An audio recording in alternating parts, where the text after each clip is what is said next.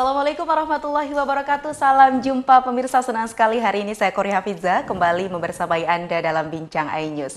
Menarik sekali hari ini pemirsa, kita akan ngobrol-ngobrol bagaimana mengelola keuangan dengan sebuah tips boleh saya katakan ya, yang tentunya bisa Anda nanti jalankan dalam kehidupan kita sehari-hari. Menjadi pemuda milenial, bukan hanya pemuda milenial saja, semua kita saya rasa membutuhkan bagaimana perencanaan keuangan yang baik untuk masa depan termasuk ya. Nah, kita akan berbincang-bincang bagaimana mengelola keuangan dengan frugal living. Oleh karena itu saya sudah bersama narasumber kita sudah hadir dalam studio Bincang iNews kali ini. Ada Mas Gusti Ngurah Sandiana SFP ya, begitu ya. Halo CVP. Bagaimana sih CIV? Ya Allah, itu susah banget ya. Tapi CFP ini kepanjangannya dari? Ya, jadi CFP ini kepanjangan dari Certified Financial Planner. Ya, Okay. jadi memang kalau seorang financial planner itu harus mendapatkan sertifikasi yang dikeluarkan oleh PSB Indonesia, kalau Indonesia ya. Baik, yang itu yang menandakan kita menjadi seorang financial planner yang asli begitu ya. Udah kaleng-kaleng. Oke, jadi Mas Gusti ini adalah seorang financial planner ya, pemirsa, yang akan memberikan kita sedikit ilmunya, mungkin ya, bukan sedikit, banyak ilmunya, tapi mungkin bisa di-sharing di kesempatan kali ini, kesempatan yang cukup singkat tapi insya Allah akan padat tentunya apa yang akan kita berbincangkan. Oke, Mas Gusti, kita akan berbincang-bincang mengenai frugal living.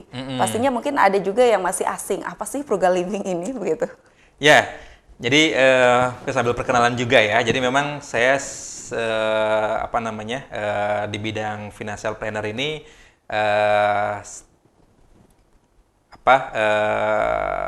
berkarir tetap di satu lembaga keuangan gitu ya, tidak menyalahkan sebagai individu. Sampingan saja berarti. Ada secara keilmuan gitu ya. Secara keilmuan, nah, jadi memang menarik ya, kalau yang frugal living ini kan cukup rame dibahas terutama waktu pandemi kemarin nih. Ya, waktu pandemi banyak aktivitas yang berubah ya, habit yang berubah, terus juga kan orang-orang banyak yang kehilangan pekerjaan gitu ya, ekonominya juga berubah, sehingga wah, apa yang harus dilakukan nih terhadap perubahan situasi itu. Nah, jadi frugal living ini istilah atau terkait dengan bagaimana seorang itu hidup dengan hemat. Hidup hemat ya. Hemat ini garis bawah ya. Hidup hemat. Nah, karena hemat dengan pelit itu kadang-kadang diartikan sebagai suatu hal yang tanda kutip begitu. Hampir ya, sama. Tentu saja beda ya. Jadi hemat dalam artian kan orang melakukan pengeluaran itu secara cermat ya. Jadi mempertimbangkan cost dan benefitnya. Nah, mungkin kita coba kasih contoh misalnya ya. Kalau misalnya membeli suatu barang gitu kan, kadang-kadang kan kita beli yang murah aja nih gitu kan. Jadi tahu-taunya pas beli murah karena inginnya itu menghemat, tapi ternyata cepat rusak. Nah, ini berarti ini nggak masuk nih dengan konsep frugal living tadi. Jadi bukan hemat itu yang dimaksud, bukan gitu ya. Atau yang kedua misalnya nih,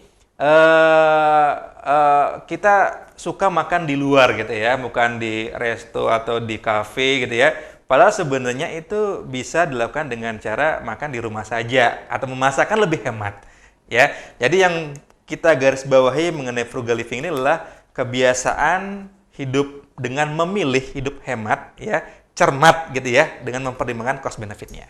Cost benefit, Oke, dari contoh-contoh yang Mas Gusti sebutkan tadi, saya jadi teringat kebiasaan para ibu-ibu ini biasanya kalau buka e-commerce itu ngelihat diskon yang cukup besar itu langsung diangkut saja ke keranjang, padahal tidak terlalu membutuhkan. Betul. Itu kira-kira termasuk frugal living atau tidak? Karena itu kan juga termasuk kata menghemat, ada diskonnya begitu kan kata ibu-ibu.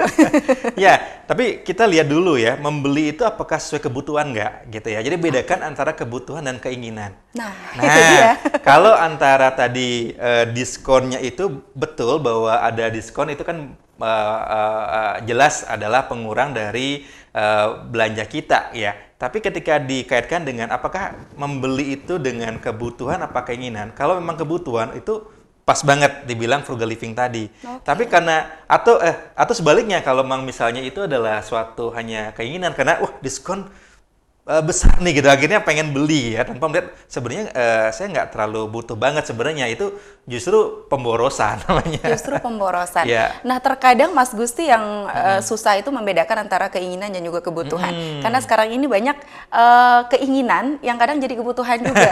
Aduh, ingin nih jadi butuh gitu ya, ibu-ibu terutama ya. Gimana kira-kira untuk bisa memberikan edukasi sama diri kita bahwa ini kebutuhan saya, ini hanya sekedar keinginan saya gitu. Ya, jadi memang kita juga harus pagari diri kita gitu ya, bahwa saja memang kita punya kemampuan yang terbatas. Setiap orang pasti punya kemampuan yang terbatas gitu ya. Nah, tadi antara kebutuhan keinginan memang kita harus analisa, karena ini juga menjadi salah satu tips juga untuk frugal living ini ya. Jadi ketika misalnya memang ini contoh misalnya ya, kita ke mall gitu ya misalnya ya, pengen ada suatu barang yang kadang-kadang kita sampai pulang itu masih kepikiran gitu ya. Masih kepikiran, terus kemudian kita mikir ini memang ini pas banget kalau dibeli gitu ya. Nggak bisa tidur kalau belum kebeli. Mungkin gitu ya. Tapi lihatnya memang ada kebutuhannya. Nah, itu mungkin salah satu bahwa kita itu butuh barang itu gitu ya. Nah, jadi kalau nggak seperti itu ya mungkin itu hanya sekedar keinginan. Jadi kalau itu adalah keinginan gitu ya, cobalah misalnya dialihkan dengan hal lain, kalau bisa cepat hilang gitu ya, ya udahlah lupakan aja sih. Lupakan saja. Karena emang keinginan semata. Keinginan semata, betul sekali ya. Kalau di beberapa hari kadang bisa hilang sendiri. Bisa hilang sendiri. Pengalaman sekali saya berarti ya. Karena memang semua orang membutuhkan bagaimana bisa membuat planning, terutama untuk keuangan ini begitu. Betul. Tapi berbicara mengenai frugal living ini, apakah harus sehemat itu kah? Perbedaannya kayaknya tipis juga dengan istilah pelit ya. Ya, jadi memang gini ya, mungkin batasannya adalah antara tadi ya, hidup pelit, itu kan kadang-kadang kan dari satu sisi pandang orang lain kan pasti jelek lah gitu ya. Mungkin ini pelit banget orang ini gitu ya. Atau bahkan buat diri kita sendiri itu mungkin dalam tanda kutip menyiksa juga gitu ya, karena dengan tujuan menghindari pengeluaran yang berlebih, akhirnya kita tadi misalnya makannya terlalu diketatin segala macam kan nggak baik juga. Oke, Mas Gusti ditahan dulu ya. Biarin pemirsa penasaran dulu seperti apa bedanya hemat dan juga pelit ini Mas Gusti. Kita break dulu, nanti kita lanjutkan lagi perbincangan kita Mas Gusti. Baik pemirsa, kita break dulu ya. Jangan kemana-mana, nanti kita akan lanjutkan perbincangan kita masih mengenai frugal living.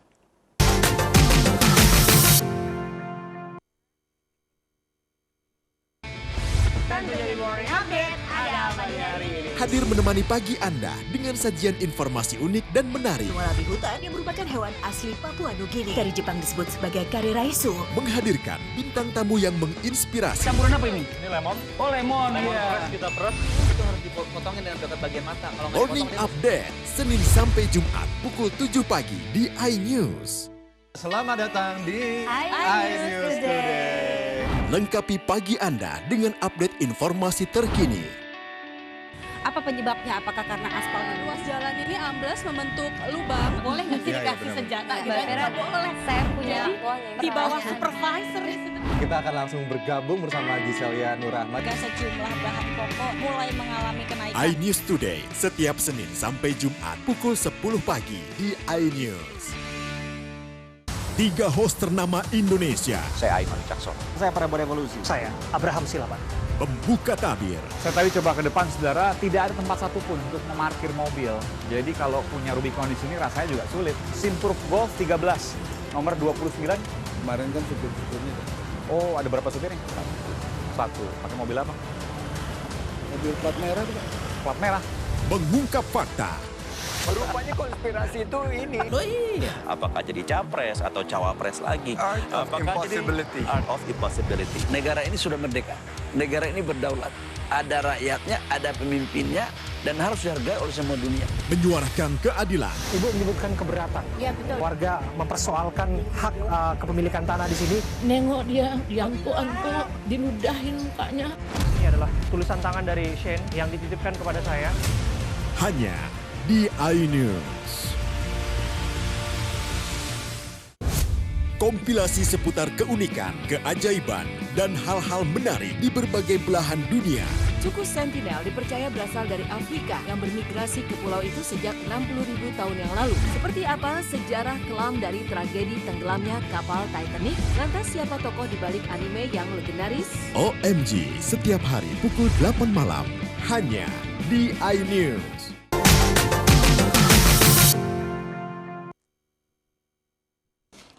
Baik pemirsa, terima kasih Anda masih bersama kami. Kita masih bersama dalam Bincang iNews. Kita masih berbincang-bincang bagaimana mengelola keuangan dengan frugal living. Masih bersama dengan Mas Gusti, financial planner yang berbagi inspirasi boleh saya katakan untuk kita ya. Tadi kita ngomongin tentang frugal living. Nah ini tadi belum selesai dijawab antara hemat dan juga pelit. Tapi boleh diselesaikan dulu mungkin jawabannya.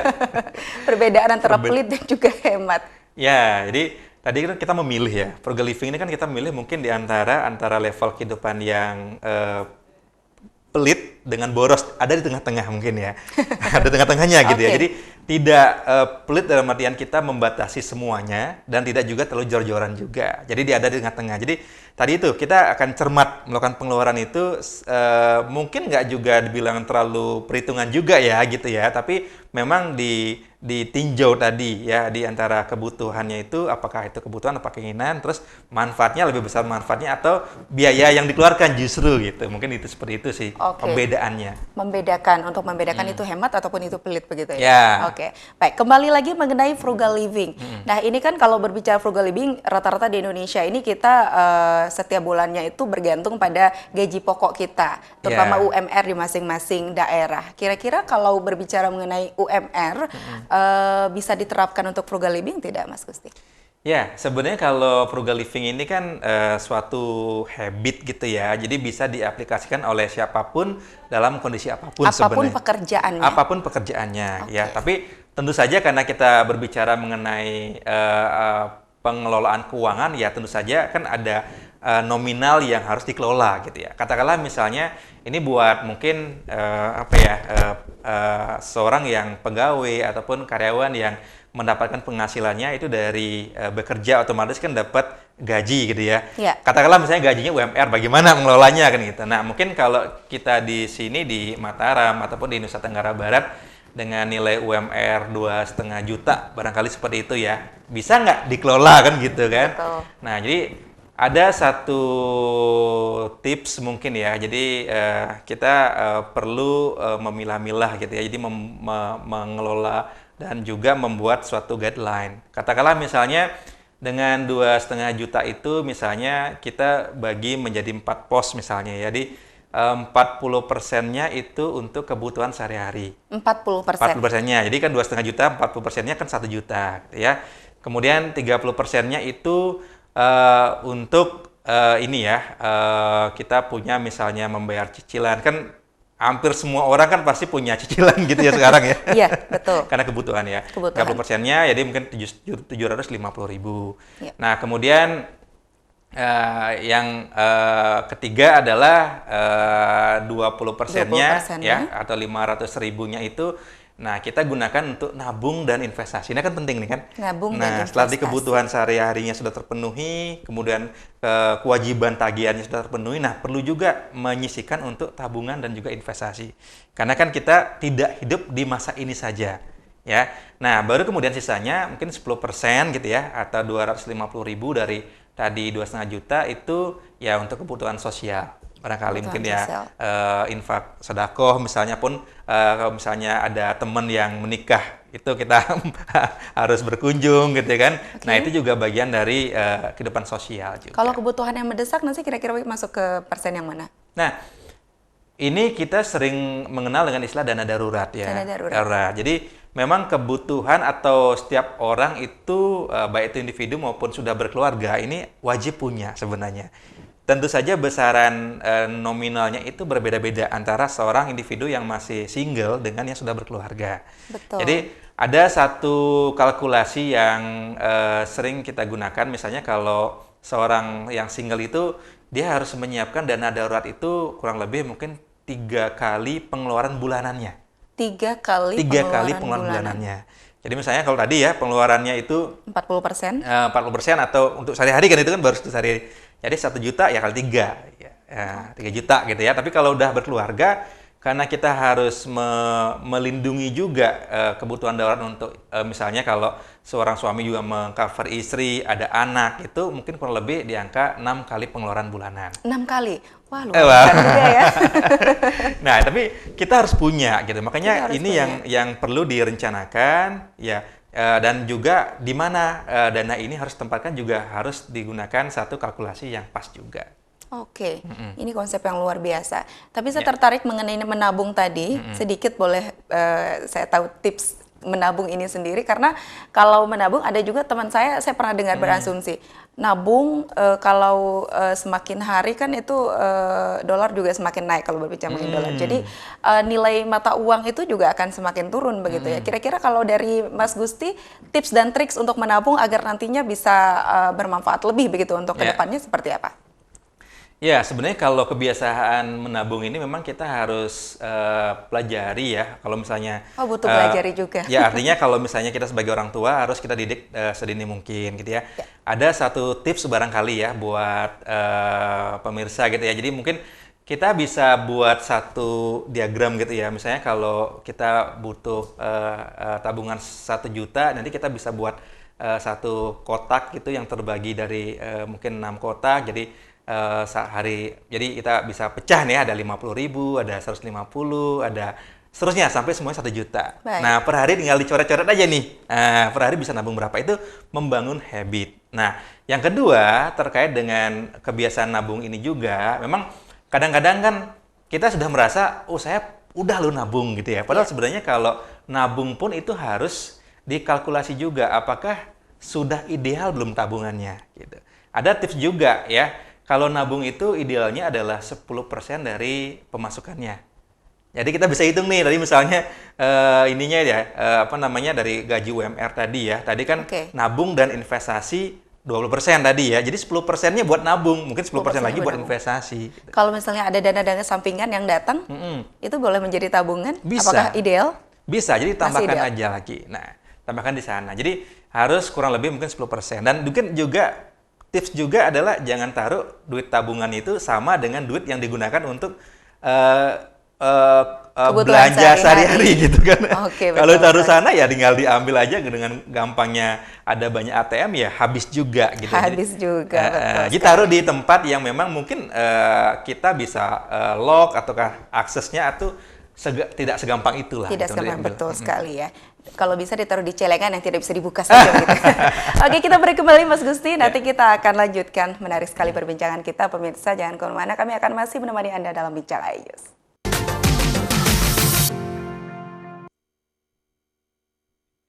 Enak, bikin mata kita melek. Dan rasanya mantap. Temani weekendmu bersama program kuliner spesial. Kalaparan, eksplor gokil wisata kuliner. Hidden Gem. Tempat makan yang jarang terekspos. Food Diary, mengupas sejarah kuliner dan viral. Ini enak banget. Saksikan kuliner spesial weekend, Sabtu dan Minggu, pukul 10 pagi di iNews. Selamat datang di iNews Today. Lengkapi pagi Anda dengan update informasi terkini. Apa penyebabnya? Apakah karena aspal ruas jalan ini ambles membentuk lubang? Boleh nggak sih dikasih senjata? Nggak boleh. Saya punya Di bawah supervisor. Kita akan langsung bergabung bersama Giselia Nurahmat. Sejumlah bahan pokok mulai mengalami kenaikan. iNews Today, setiap Senin sampai Jumat pukul 10 pagi di iNews. 3 host ternama Indonesia. Saya Aiman Caksono. Saya Prabowo Revolusi. Saya Abraham Silaban. Pembuka tabir. Saya tadi coba ke depan, saudara, tidak ada tempat satupun untuk memarkir mobil. Jadi kalau punya Rubicon di sini rasanya juga sulit. Simproof Golf 13, nomor 29. Kemarin kan supir-supirnya. Oh, ada berapa supir nih? 1. Pakai mobil apa? Mobil plat merah tuh, Pak. Plat merah. Mengungkap fakta. Rupanya konspirasi itu ini. Apakah jadi capres atau cawapres lagi? Apakah jadi art of impossibility. Negara ini sudah merdeka. Negara ini berdaulat. Ada rakyatnya, ada pemimpinnya, dan harus dihargai oleh semua dunia. Menyuarakan keadilan. Ibu menyebutkan keberatan. Ya betul. Warga mempersoalkan hak kepemilikan tanah di sini. Nengok dia diangkut-angkut, diludahin mukanya. Ini adalah tulisan tangan dari Shane yang dititipkan kepada saya. Hanya di iNews.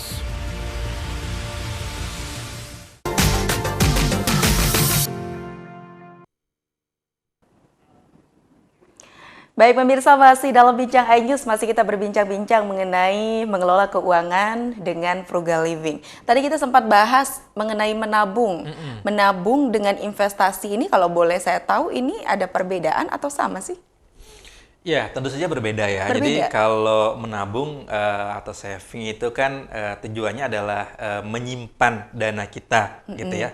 Kalau investasi itu tujuannya adalah mengembangkan dana kita. Ada growth di sana gitu. Nah, jadi kembali ke tujuannya ini gitu ya. Jadi apakah mau hanya menyimpan saja? Memang di sana ada bunga gitu ya.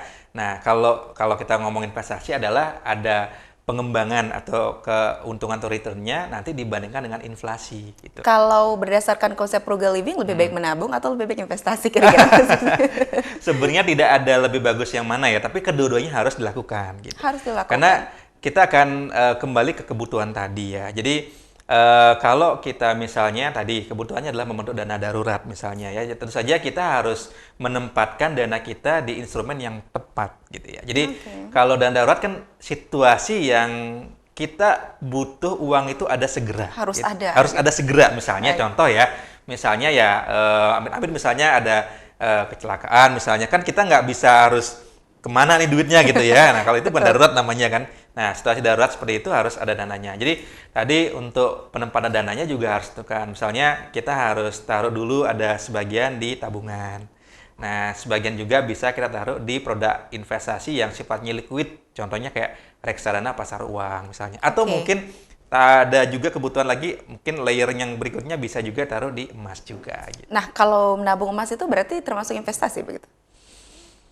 Bisa jadi ya, bisa. Jadi buat investasi juga bisa juga. Bisa juga. Oke, karena ini keresahan masyarakat Mas Gusti ya, banyak yang beranggapan menabung emas itu menjadi lebih baik, tapi itu tentunya tergantung dengan keadaan gitu ya Mas Gusti. Kalau memang butuh dana darurat sepertinya juga agak susah ya mau menjual emas dengan cepat, apalagi kita tahu harga emas juga tidak melulu melambung tinggi, kadang ada juga waktunya untuk turun begitu ya. Tapi kalau boleh pesan-pesan ataupun tips dari Mas Gusti, lebih baik menabung emas atau menabung uang kira-kira?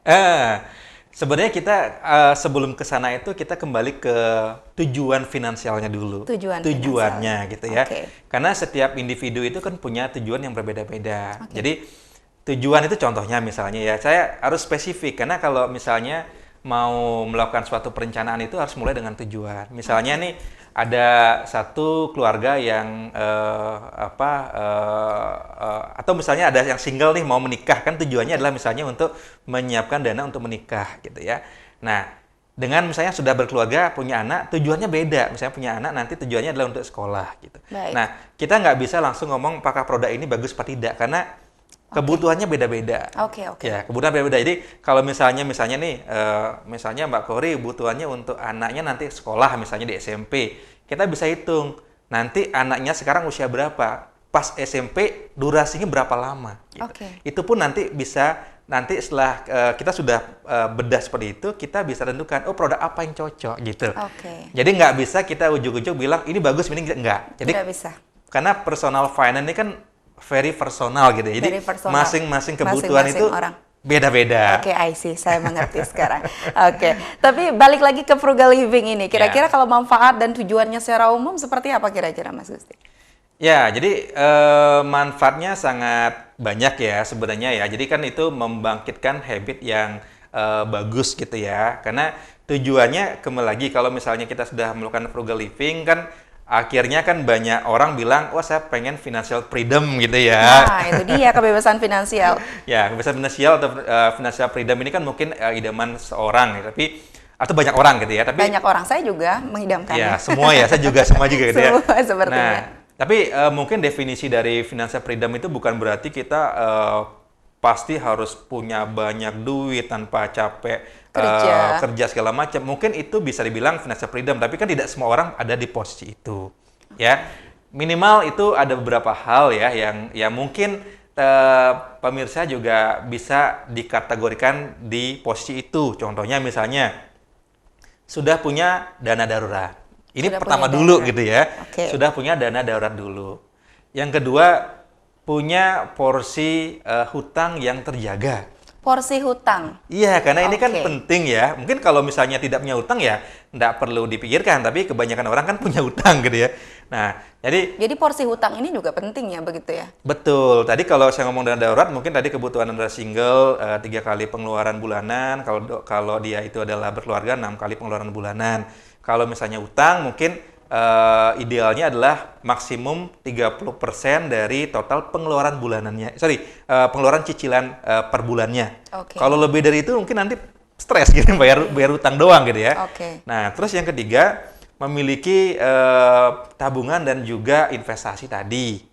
Ya, harus nih, karena kan kita nggak hidup di masa ini saja. Betul. Nah, yang keempat baru penting juga, ya, kita perlu punya namanya proteksi.